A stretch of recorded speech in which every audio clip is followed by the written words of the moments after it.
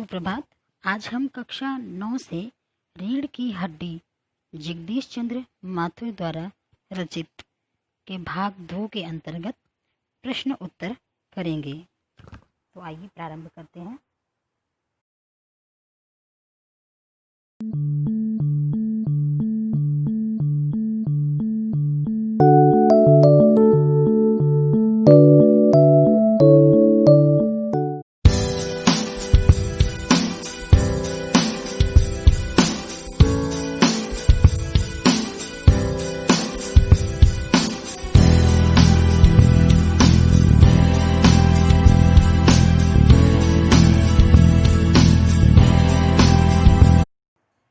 सुप्रभात।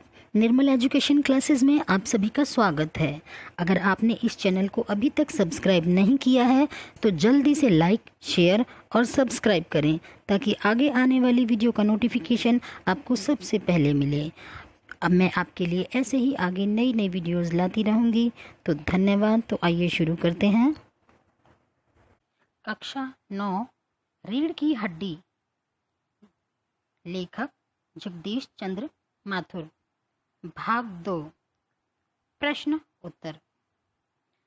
प्रश्न 1, रामस्वरूप और गोपाल प्रसाद बात बात पर एक हमारा जमाना था कहकर अपने समय की तुलना वर्तमान समय से करते हैं। इस प्रकार की तुलना करना कहाँ तक तर्कसंगत है? उत्तर, रामस्वरूप और गोपाल प्रसाद दोनों पुराने जमाने के बुजुर्ग हैं। दोनों को वर्तमान जमाने की तुलना में अपना जमाना याद आता है।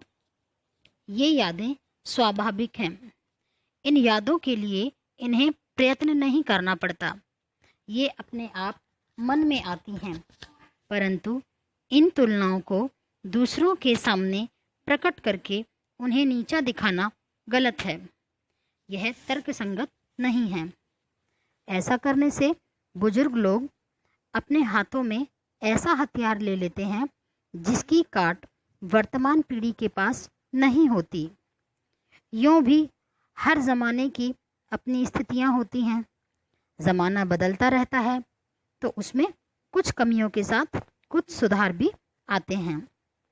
परंतु बुजुर्ग लोग प्राय अपने पक्ष में एक तरफा अनुभव सुनते हैं जो कि तर्कसंगत नहीं है।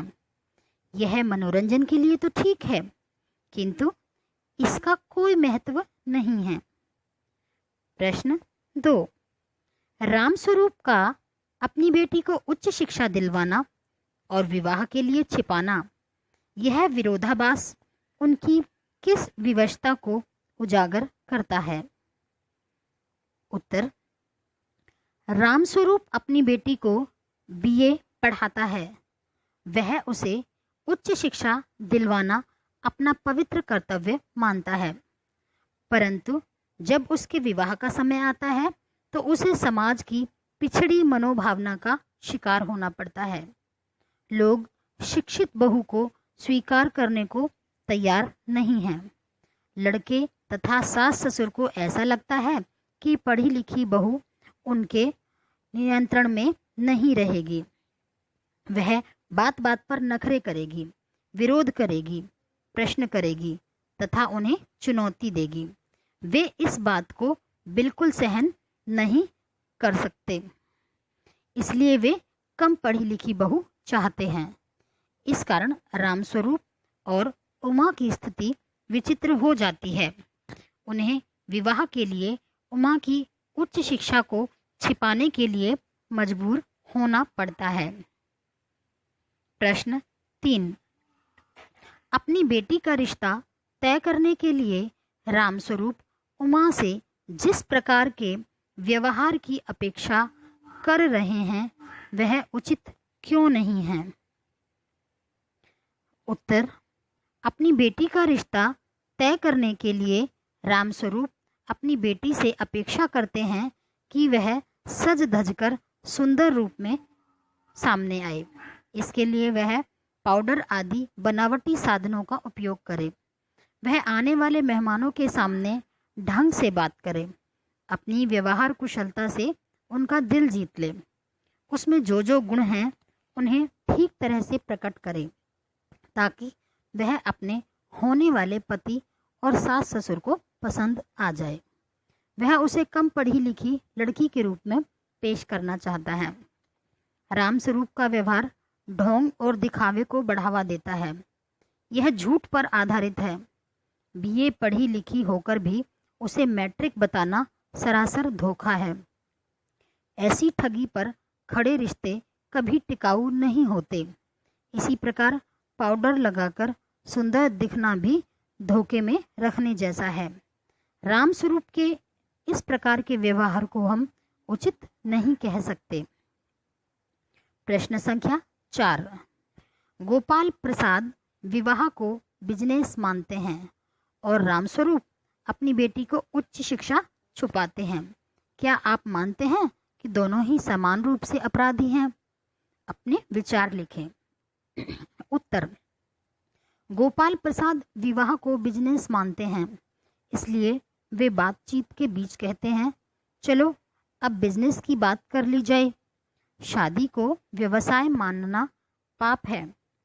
इससे मानव तथा मानवीय संबंधों की गरिमा कम होती है।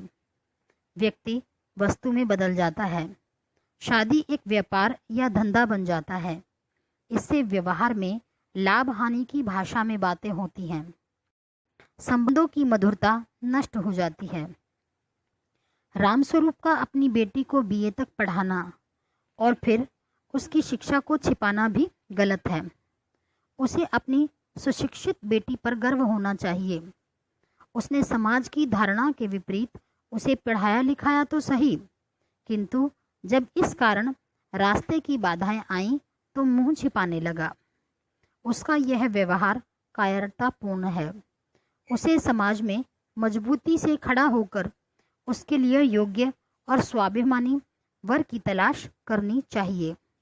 जहाँ तक दोनों के समान रूप से अपराधी होने की बात है, गोपाल प्रसाद अधिक बड़ा अपराधी है।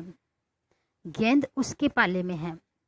रामस्वरूप तो उस जैसे लोगों की प्रतिक्रिया पर जीवित है। रामस्वरूप की मजबूरी फिर भी कम बुरी है। उसका वश चलता तो वह गोपाल प्रसाद जैसे ढोंगियों की बखिया उधेड़कर रख देता, परंतु इससे उसकी कन्या की जिंदगी खराब हो सकती है। प्रश्न 5। आपके लाडले बेटे की रीढ़ की हड्डी है भी या नहीं? उमा इस कथन के माध्यम से शंकर की किन कमियों की ओर संकेत करना चाहती है? इस कथन के माध्यम से उमा शंकर की निम्न कमियों की ओर ध्यान दिलाना चाहती है। 1. शंकर बिना रीढ़ की हड्डी के है, अर्थात उसका अपना कोई व्यक्तित्व नहीं है। वह व्यक्तित्वहीन है। उसका कोई निजी मत, स्थान या महत्व नहीं है। वह अपने पिता के इशारों पर ही करने वाला बेचारा जीव है। उसे जैसा कहा जा सकता है वैसा ही वह करता है। वह स्वयं अपनी बुद्धि का उपयोग नहीं करता। वह पिता की उचित अनुचित सभी बातों पर हाँ हाँ करता रहता है। ऐसा पति होने के योग्य नहीं है। शंकर लड़कियों के पीछे लग लग कर अपनी रीढ़ की हड्डी तुड़वा बैठा है। उसका सरेआम अपमान हो चुका है, अतः वह अपमानित, लंपट और दुष्चरित्र है। नंबर 3, उसका शरीर कमजोर है। उससे सीधा तन कर बैठा नहीं जाता, इसलिए वह विवाह के योग्य भी नहीं है।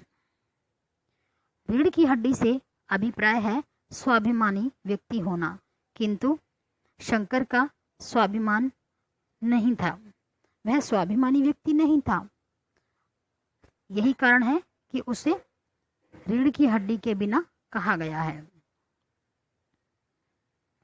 प्रश्न 6, शंकर जैसे लड़के या लड़कियां, उमा जैसी लड़की, समाज को कैसे व्यक्तित्व की जरूरत है? तर्क सहित उत्तर दें। उत्तर: समाज को शंकर जैसे लड़कों की जरूरत बिल्कुल भी नहीं है। जिस समाज में शंकर जैसे लंपट, शक्तिहीन, व्यक्तित्वहीन लोग होते हैं, वह समाज कभी विकास की ओर करवट नहीं ले सकता। ऐसा दूल्हा अपना परिवार भी ढंग से नहीं चला पाता, वह पति होने के योग्य नहीं होता। ऐसा व्यक्ति विवाह कर भी ले तो उसके घर में सदा कलेश रहता है। समाज को उमा जैसी लड़कियों की ज़रूरत है। ऐसी बहादुर, निडर, स्वाभिमानी, मुखर, विद्रोही लड़कियां ही गोपाल प्रसाद जैसे बड़बोले, दिशाभ्रष्ट और अहंकारी लोगों को सबक सिखा सकती हैं। उमा सत्य और गुणवत्ता पर खड़ी है। वह प्रकाश है तो गोपाल प्रसाद अंधेरा। जब समाज में उमा जैसी लड़कियां और बढ़ेंगी तो गुणवत्ता को अपने आप सम्मान मिलेगा। तब लोग सुशिक्षित बहू पसंद करेंगे। इस तरह समाज में सुशिक्षा बढ़ेगी, प्रकाश बढ़ेगा और रूढ़ियों का अंधेरा छटेगा। 7. रीढ़ की हड्डी शीर्षक की सार्थकता स्पष्ट कीजिए। रीढ़ की हड्डी एकांकी का शीर्षक सार्थक, सफल और व्यंग्यात्मक है। इस नाटक की मूल समस्या है वर का व्यक्तित्वहीन होना। यदि शंकर समझदार और व्यक्तित्व संपन्न युवक होता तो गोपाल प्रसाद की इतनी हिम्मत न होती कि वह दो सुशिक्षित वयस्कों के बीच में बैठकर अपनी फूहड़ बातें करे और अशिक्षा को प्रोत्साहन दे। कम पढ़ी लिखी बहू चाहना गोपाल प्रसाद की जरूरत हो सकती है, शंकर की नहीं। अगर शंकर अपने पिता के रौब दाब के आगे चूं भी नहीं कर सकता बल्कि उनकी हाँ में हाँ मिलाता है तो वह उसकी कायरता है। उस कायरता को दिखाने के लिए उसे रीढ़ की हड्डी के बिना दिखाया गया है। इस प्रकार रीढ़ की हड्डी व्यंग्यात्मकता, संकेतपूर्ण, सार्थक और सफल शीर्षक है। एक अच्छे शीर्षक में जिज्ञासा होनी चाहिए जो पाठक को आतुर कर दे। यह शीर्षक जिज्ञासा आतुर करने वाला है। प्रश्न 8. कथावस्तु के आधार पर आप किसे एकांकी का मुख्य पात्र मानते हैं और क्यों? रीढ़ की हड्डी एकांकी में मुख्य पात्र है उमा। वह एकांकी की नायिका है। यद्यपि एकांकी में पूरा समय छाए रहने वाले पात्र हैं रामस्वरूप और गोपाल प्रसाद, परंतु वे एकांकी के प्रमुख पात्र नहीं हैं। वे एकांकी की पृष्ठभूमि बनाने वाले पात्र हैं। एकांकी का नायक वही होता है जो सारी कथा के मूल में हो, जो फल का भोक्ता हो, जो अपनी गति से एकांकी को मोड़ देता हो और प्रभावित करता हो। रीढ़ की हड्डी के मूल में दो पात्र प्रमुख हैं, शंकर और उमा। सारी कथा इन्हीं के विवाह के इर्द गिर्द बुनी गई है। चाहे ये दोनों पात्र प्रत्यक्ष रूप से पूरा समय मंच पर न हों, किंतु वे चर्चा के मूल में रहते हैं। अतः ये ही प्रमुख पात्र हो सकते हैं। पुरुष प्रधान समाज में दूल्हा अर्थात शंकर प्रमुख पात्र हो सकता था, किंतु वह अत्यंत दुर्बल और चापलूस है। इसलिए उमा चमकते सूरज की भांति एकाएक अंधकार को छिन्न भिन्न कर देती है तथा गोपाल प्रसाद और शंकर को उखाड़ कर रख देती है। वह थोड़े समय आकर भी पाठकों के चित्त पर स्थायी प्रभाव जागृत कर पाती है तथा एकांकी की कथा में एकाएक मोड़ ले आती है। इसलिए हम उसे प्रभावशाली प्रमुख पात्र कह सकते हैं। एकांकी का फल विवाह का न होना भी उस पर पड़ता है। अतः उमा हर तरह से रीढ़ की हड्डी की प्रमुख पात्र है। गोपाल प्रसाद अपने दबदबे से प्रमुखता बनाए रखता है, किंतु वह खलनायक है, नायक नहीं।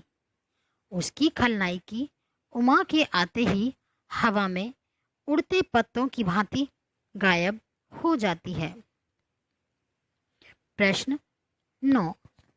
एकांकी के आधार पर रामस्वरूप और गोपाल प्रसाद की चारित्रिक विशेषताएं बताइए। रामस्वरूप प्रगतिशील विचारों का एक विवश पिता है, जिसे अपनी बेटी के सुंदर भविष्य के लिए समाज की मान्यताओं के आगे झुकना पड़ता है। इसलिए उसके व्यक्तित्व के कुछ पक्ष सबल हैं तो कुछ दुर्बल। उनके व्यक्तित्व की विशेषताएं निम्नलिखित हैं। प्रगतिशील। रामस्वरूप मूल रूप से प्रगतिशील विचारों का व्यक्ति है। वह चाहता है कि लड़कियों को भी उच्च शिक्षा दी जानी चाहिए। इसलिए वह अपनी बेटी उमा को खूब पढ़ाता लिखाता है। उसे उमा को बीए तक पढ़ाने में गर्व ही है।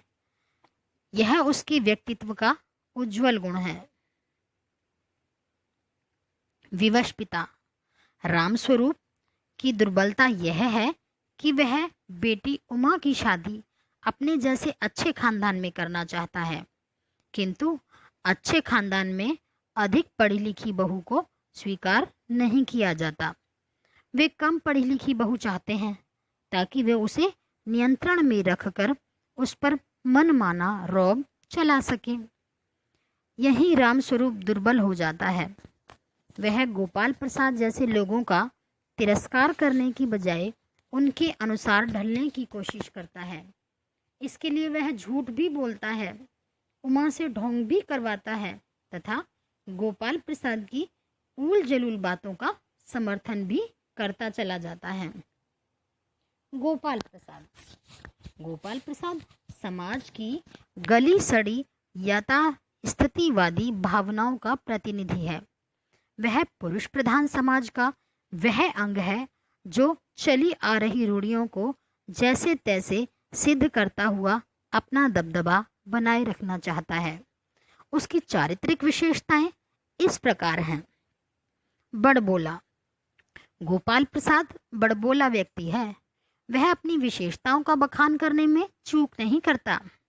नए जमाने की तुलना में अपने जमाने की अच्छाई का वर्णन हो, खाने पीने की बात हो, अपने शरीर की ताकत का वर्णन हो, अपनी मैट्रिक को बढ़ा चढ़ाकर दिखाना हो, वह ऊंचे ऊंचे स्वर में बिना शर्म संकोच के सब बोलता चला जाता है। वह हावी होना जानता है। उसके सामने और लोग दब जाते हैं। शंकर तो बिल्कुल भीगी बिल्ली बना रहता है। चालाक। गोपाल प्रसाद चालाक व्यक्ति है।